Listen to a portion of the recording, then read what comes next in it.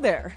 I'm not Lauren Southern, and welcome to Fascist Hunters. Today we are going to be finding out if the Australian public would like to execute known fascist Lauren Southern. After a long hiatus, Lauren Southern is officially back. Question mark, maybe, not really. Well, she's released a book, and if I actually time the release of this YouTube video appropriately, it should go up on July 15th, 2025, the same day that her book drops. And of course, it's a 50-50 chance I will completely mess up the timing on that, but regardless, she has released a book entitled This Is Not Real Life. It ends up chronicling her journey from before she was internet famous to an overnight internet sensation, and of course, it goes through the various steps along the way, including when she had to pull away from conservative media, her return, her suspicions about Tenet Media while she was working there, and all these different various things that happened to her over the course of her lengthy career. Now, full disclosure, I actually found out about the existence of this book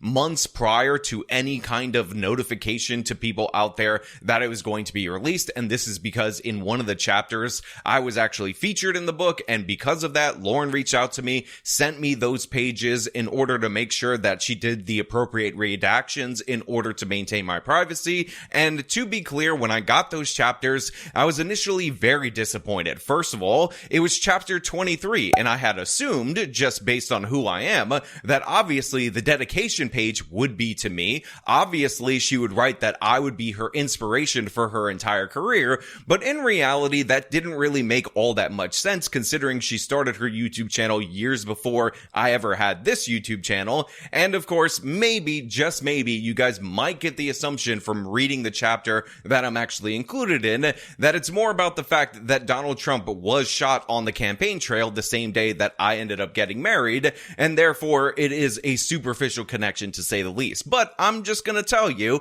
and maybe it's not in the book, maybe I'm making this up for comedic purposes, if you read between the lines, you will clearly see that I am probably, if not definitely, the smartest, most important figure in the entire story. Again, just kidding, guys, just having some jokes. Now, of course, there are some serious things in this particular book. There's a particular set of allegations that I cannot go this whole video without addressing, so we're gonna break this down. We're gonna talk about this, but before we do, I want to thank everybody who supports this channel via actualjusticeword.com/join. Give me the money. Give me the money, okay? Should we kill Lauren Southern? She's like the blonde, like political.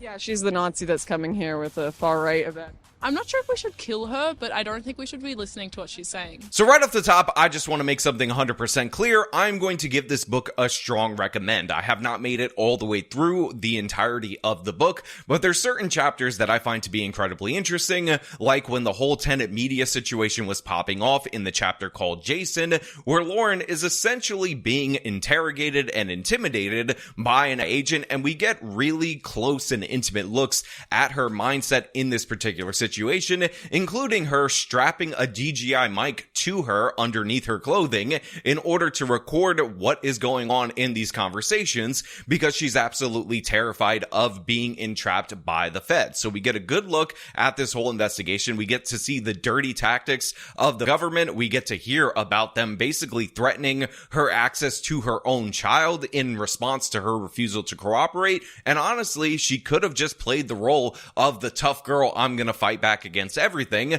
but in reality, she admits throughout the course of this particular chapter that she was actually intimidated enough to the point that she was seriously considering cooperating with this federal agent. So it gives you a real look at the dirty tactics of the feds. You also get a look at the dark underbelly of conservative media, and I think I've described Lauren like this in the past, but she gives like kind of the vibe that you would get from a typical noir character, where they come from a small town. In this case, it's Canada land. They end up in the big city. In this case, it's conservative media. And essentially, they get swallowed up by the big city. Now, of course, in those noir films, oftentimes, the girl at the center of this ends up getting killed, and then the mystery is to solve her murder or something of the sort. In this particular case, Lauren's spirit seems to be the thing that was killed, crushed, but of course, she ended up making it through the other side in a very intimate look at her life and at her experiences stances in conservative media. Again, not a lot of people write like this, or not a lot of people in conservative media write like this. Not a lot of people are willing to tell you that when they were under contract to produce this many videos at this amount of time, that they felt like at some point they were just paying the bills. They weren't actually, trying to be creative or engaging with content. Essentially, they became a slave to the algorithm.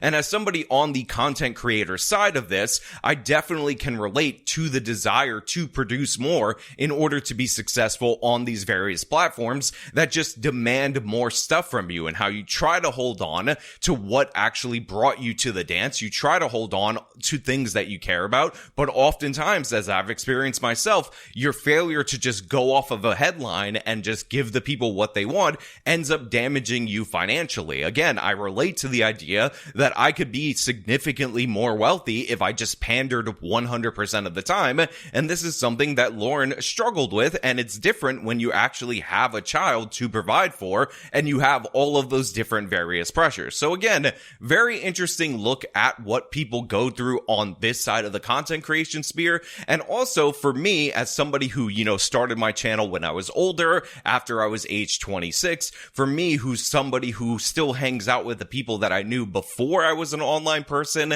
and I don't really commingle all that much with other creators, it was interesting to read somebody who was basically the opposite and did everything, in my opinion, wrong in the opposite direction, and fully embraced the lifestyle and being around all these other e-celebrities, admittedly to her own detriment. So again, hard recommend on this particular book. There will be links in the description where you can get a copy of it. And again, it's something that I think will be interesting to a lot of people, but especially if you're interested in the content creator side of things and you like the innuendo and conspiracies related to the feds, surveillance, how political activism is treated, and how somebody who is an idealistic young person can get beaten down by the system. But that being said, of course, there is a major thing that is going to take all of the headlines of this particular book, and that is a couple of chapters that actually describe an encounter, which, by the way, Lauren is accusing Andrew Tate of sexual assault, make no mistake about it, and I want to go over those particular chapters, those particular allegations, because I know a lot of you just want to play the Super Mayor clip and say that they're false allegations, as she would say, and not facts. Off of hearsay. False allegations and not facts. Now, I think it's important to be upfront and give you guys a full disclosure before I get into these particular allegations, and that is the obvious. I consider Lauren to be a friend of mine. She is one of the few people from the internet world that I actually invited as a guest to my wedding, and under normal circumstances, if Lauren had told me what was in this book, the words that I read, I would not press her for more information. I would not demand documentation. I would not ask for medical records, corresponding text messages, or any of that stuff. Under normal circumstances, a friend of mine accusing somebody I don't know from a hole in the wall, that would be good enough for me, again, in the context of a friendship. And as for Andrew Tate, honestly, I genuinely find it depressing that so many people on the right, especially those who preach family values, would side with somebody and promote someone just because he has a big following who calls himself a pimp and made most of his money by getting girls into webcamming, and by his own accounts in multiple different various videos use underhanded tactics in order to do so. Again, you have a lot of people critical of the adult film industry in my audience in conservative media, and yet this guy who made all of his money through adult films and that particular industry and bringing women to a foreign country in order to make them cam girls, who again describes himself as a pimp, and for some reason, this guy gets embraced, and that is something that I absolutely do not care for. Now, to be clear, in the past, I have defended Andrew Tate under certain circumstances. There was a video or a whole campaign to get him booted off the internet, and they interviewed a bunch of teachers who said that their third graders were not listening to them because they were women, and therefore he needed to be banned from the internet. And I fully stand by the fact that those teachers were ridiculous if they were real. The news media using them as an example example of why somebody should be removed from the internet was absurd, and I'm not going to change my opinion on that because, again, in the context of that particular conversation, even if I don't care for somebody, I think that is a very underhanded way to remove somebody from the internet. That being said, conservative media should not be embracing this guy. Red pillars, they want to embrace him. That's totally on them, but it is not conservative to promote a pornographer who, of course, talks about luring in women and has a bunch of different various accusations against him, many of which he has basically admitted to or said something very similar was what he was doing at the time. Now, because of those biases that, again, I openly admit to, I knew that in order for me to cover this book, in order for me to actually go over these chapters, I needed absolutely everything, all the supporting information and whatnot, and essentially I had to treat it if the reverse was true and what it would take for me to believe accusations against somebody that I knew. So basically I had a little role reversal, and then I ended up having to press for all this different various information. And now let's get into the meat and potatoes of the allegations. So first of all, they are in fact 7 years old. They date back to an alleged meeting that was set up with Lauren and a bunch of other people that she was working with at the time that was supposedly to find this guy in Romania that was going to be an investor into a new media group. And apparently the guy was a big fan of Lauren in particular, so they flew out to Romania where Tate was at the time. And by the way, I've lined up the timeline to check if he actually had the place in Romania at the time that these allegations occurred, and they were going to meet him to discuss, again, a potential business investment. However, this was later revealed to be a farce, according to messages that I have seen from Tate's own war room after the fact. That being said, they end up having the meeting. It doesn't really seem to be going anywhere. It's not really all that interesting. But later on, when Lauren's back at the hotel, she receives a call saying that they want to have another meeting, however, specifically with her, to discuss business terms. And Lauren, being the naive 22-year-old woman at the time, ends up going to this second meeting under the guise of she's the person who can seal the deal. And then quickly they are moved from said meeting to a bar. She also says that she was consistently told that the rest of her group would be joining them. And eventually she has some drinks, and there may be some implications in this particular story that maybe one of the drinks was drugged or she drank too much. It's honestly not 100% clear. I'm just going off the text right here, and I actually didn't ask or press for the idea that this was the case when I was talking to her. So again, I'm just throwing that out there of what's described versus what you might actually find out to be reality at a later point in time. Now again, that's just my speculation, but here's what it's based on. Despite having only one shot and still working on my vodka soda, I found myself feeling surprisingly intoxicated. Usually, only beer hit me this quickly. I paid no mind as I was fast distracted by conversation. Maybe it was the vibe of the club, or just the fact that I was coming off as a stereotypically fun, carefree blonde, but Donnie, who'd been friendly to me enough as we bantered about politics and online culture, suddenly seemed to take my relaxed demeanor as a green light, or perhaps it was one of the edgy jokes I tossed out. Either way, his tone shifted, and he was far more candid now. Now, Lauren goes on to explain how they start talking about crypto schemes. This isn't really germane to what we're talking about in this video, but yeah, again, these chapters you could check for yourself. And then they end up back in the hotel. Now, Lauren, of course, being hypercritical of herself, ends up saying that she voluntarily got into bed with Andrew Tate, voluntarily kissed him. However, she didn't want to go further, and Tate used some form of strangulation or asphyxia. Again, I don't know what the technical term, choking or whatever, in order to force her into the encounter. And of course, she claims that she fought back in these particular allegations. She said no repeatedly. However, she was choked to the point of near unconsciousness more than once, but unknown number of times, and the encounter occurred. And she kind of leaves it there at the chapter in the book. You can read it for herself. There's actually a moment where she says something to the effect of what happened is obvious, or what I'm saying is obvious, and she doesn't want to get into it any further. Now again, this comes from chapter 11 of her book. It is entitled Confessions, and it reads as follows. It was kind of my fault. I can trace every moment I had the opportunity to turn things around, right up until the point where everything went wrong. The truth is, I could have said no to the strange business meeting overseas, at least until I had more information. I could have refused to go to the club until my friends were with me. I could have turned down the drinks. With whatever little sense I had left, I could have said no to what I foolishly thought was a harmless cuddle when I had no intention of going any further. But honestly, I'm not sure it would have mattered at that point. This wasn't a case of mixed signals or intoxicated blurred lines. I fought back. I was pleading. I just didn't realize there was a point of no return, a moment where my voice would no longer have any power. I'd rather not give a detailed account, so I'll keep it simple. He carried me back to my hotel room and asked me to sleep beside him. I said yes. I was incredibly intoxicated. And some part of me convinced myself that because he was Tommy's friend, he wasn't particularly dangerous. It was a poor decision, but it happened. He kissed me. I wasn't expecting it, and I wasn't looking for it, but I kissed him back briefly and then told him I wanted to sleep. I was extraordinarily tired. He wanted to go further. I said no, very clearly, multiple times, and tried to pull his hands off of me. He put his arm around my neck and began strangling me unconscious. I tried to fight back. He repeatedly strangled me every time.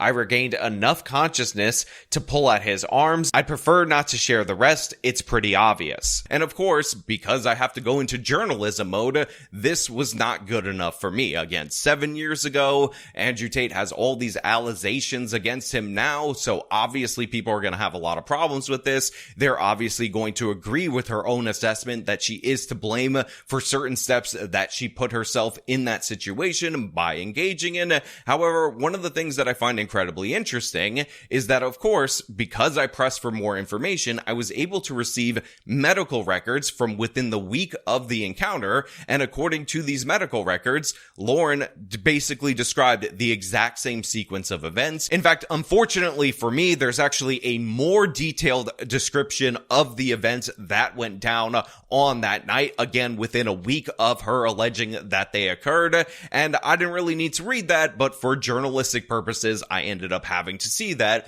And I can tell you that the allegations that she made back in 2018 that are in this report, that are documented at the time, are very similar to what was released publicly by Vice years after what she said. So the MO looks to be the same. And again, that is strong evidence in her favor. And it is a report at the time.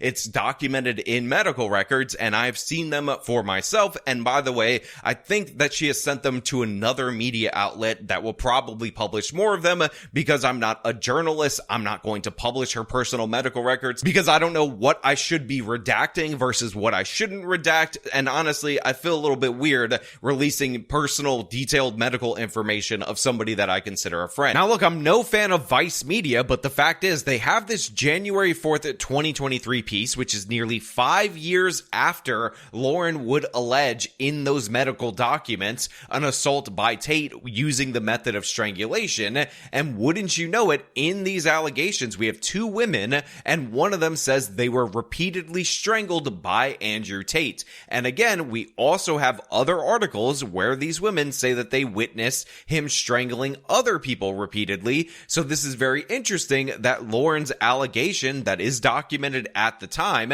is sort of like corroborated by a different person that she would have never known saying the same thing to Vice 5 years later. Now again, you want to say coincidence, you want to say actually Lauren is clairvoyant, she's just happens to be a psychic, that's on you. But to me, I just find this parallel incredibly interesting. In addition to that, in the book, Lauren describes a war room exchange that actually has a back and forth where they end up admitting that the meeting was in fact a farce. I've seen screenshots of this war room meeting, and again, it seems pretty weird, pretty unusual that in and around this time 7 years ago, before a lot of the allegations against Tate were made public in the first place, that so many details of Lauren's account that appear in the notes of her medical report end up lining up with what's in the war room. In addition to that, there was also a text message exchange between Lauren and Tate where she describes that this was not okay, this was not acceptable behavior, and the back and forth at least acknowledges that something happened, although I'm sure Mr. Tate would say that his defense is in fact consent. Now look, I know a lot of you are going to say this is not something that should be adjudicated online in a YouTube video, and I 100% agree with that. I hope and I'm optimistic that Lauren takes whatever legal avenues that she has in order to back up and substantiate these allegations. However, there's going to be a lot of additional people that say that Lauren is doing this for the money in order to have some kind of teaser related to her book, create buzz about it. However, she's actually releasing the chapters that detail these allegations for free, and I'm going to try to link them in the description if you want to read the account for yourself. And in fact, here she says that explicitly in the additional note, parentheses, upon completion of this manuscript. I finally decided to leave this chapter in the book. At first, I wrote it just to process my own emotions,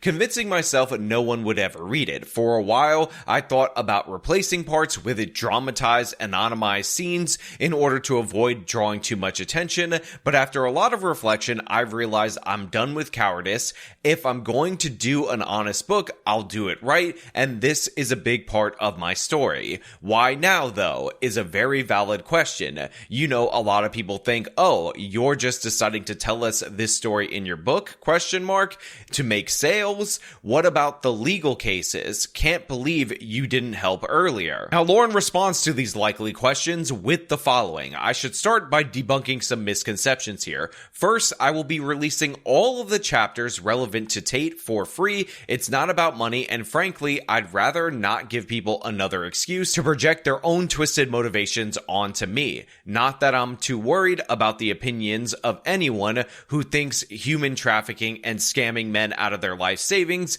is some kind of noble vocation. Second, I've always believed these matters should be handled by the legal system whenever possible, rather than turned into a public spectacle. As mentioned earlier, I had no desire to put my face on public claims at first. Instead, I oscillated between denial and my own harsh judgments of women who came forward with similar accusations. Why didn't you go to the police? That would be the right thing to do. Why didn't you go to the hospital? That would be the right thing to do. And ironically, she says her extreme judgment of others pushed me to make some of the right choices early on. She embraced denial, but deep down, she knew what really happened and reluctantly reached out to the UK authorities, feeling it was the right thing to do. They told her that an investigation could only be done in Romania, the country where this actually happened. And of course, she gets in to talk about the documentation that I have reviewed myself and I talked about throughout the course of this video. And again, I'm hopeful she takes some kind of legal action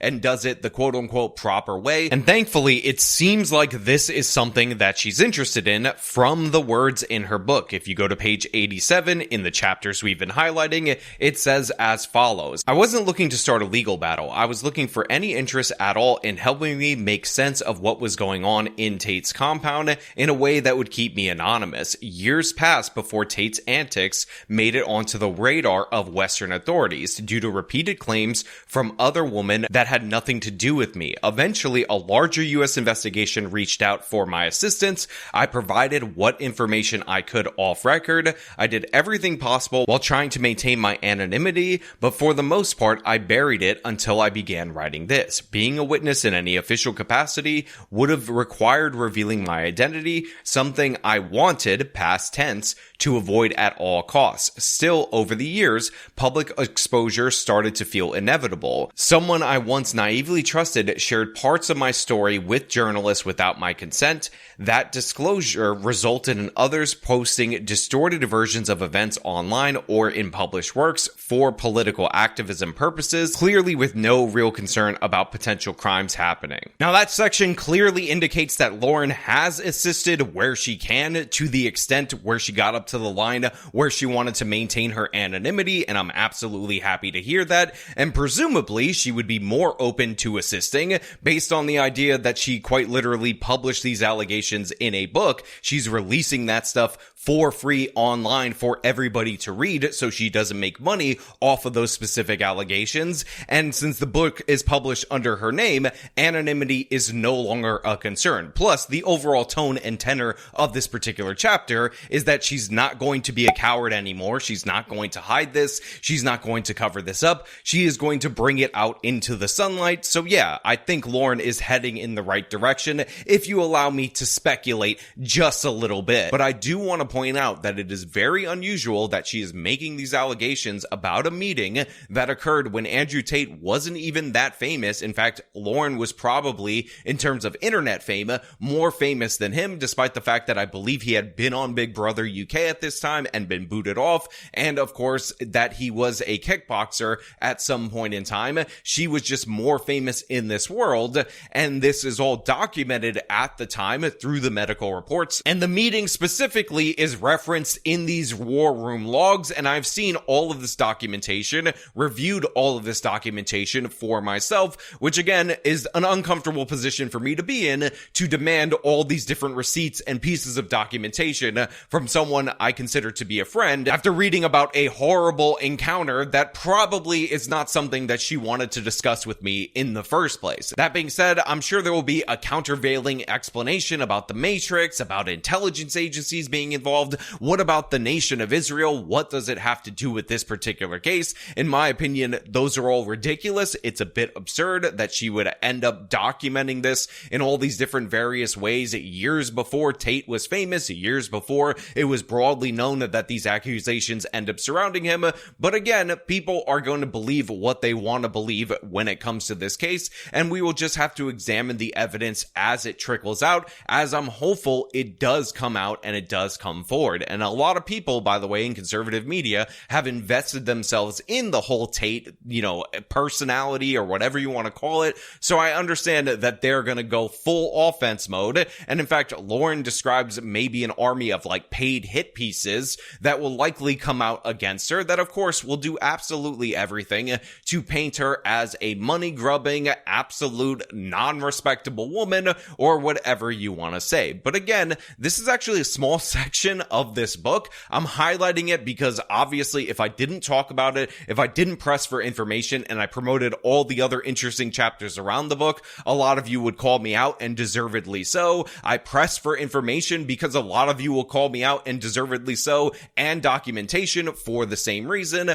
But again, I actually find the rest of the story much more interesting. I find the pressures of being in conservative media, feeding the algorithm, meeting people who are behind the scenes, not at all what they seem, not at all what they portray publicly, and of course the repeated and constant betrayal from people that you thought were your friends. Now, with all that being said, I want to know what you guys think about this particular book, if you're actually going to get a copy of it, if you have already speed read it, or maybe you read it and you're coming back to this video, how it compares to how I'm pitching it throughout the course of this video. Again, all your thoughts down in the comments below. As per usual, if you like the video, show them by leaving a like, subscribe for more content, follow me on my social medias, support me via the support links in the description of this video. This has been me talking about Lauren Southern's book and the possible bombshells that are dropped in it. Till next time.